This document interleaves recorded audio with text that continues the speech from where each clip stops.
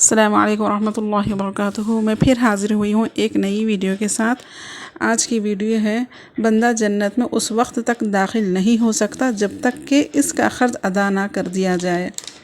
حضرت محمد بن عبداللہ بن حجش رضی اللہ عنہما سے روایت ہے کہ ہم لوگ ایک دن مسجد کے میدان میں جہاں جنازے لا کر رکھے جاتے تھے بیٹھے ہوئے تھے۔ رسول اللہ صلی اللہ علیہ وسلم بھی ہمارے درمیان تشریف فرما تھے۔ آپ نے آسمان کی طرف نگاہ مبارک اٹھائی اور کچھ دیکھا، پھر نگاہ نیچی فرمائی اور ایک خاص فکرمندانہ انداز میں اپنا ہاتھ پیشانی مبارک پر رکھا اور فرمایا، سبحان اللہ سبحان اللہ، کس قدر سخت وعید نازل ہوئی ہے۔ حضرت محمد بن عبداللہ رضی اللہ عنہما فرماتے ہیں کہ اس دن اور اس رات صبح تک ہم سب خاموش رہے اور اس خاموشی کو ہم نے اچھا نہ جانا۔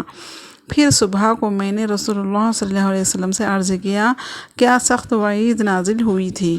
رسول اللہ صلی اللہ علیہ وسلم نے ارشاد فرمایا، سخت وعید خرزہ کے بارے میں نازل ہوئی۔ قسم ہے اس ذات کی جس کے قبضے میں محمد کی جان ہے، اگر کوئی آدمی اللہ تعالیٰ کے راستے میں شہید ہو، پھر زندہ ہو، پھر شہید ہو، پھر زندہ ہو اور اس کے ذمہ قرضہ ہو تو وہ جنت میں اس وقت تک داخل نہیں ہو سکتا جب تک کہ اس کا قرض ادا نہ کر دیا جائے۔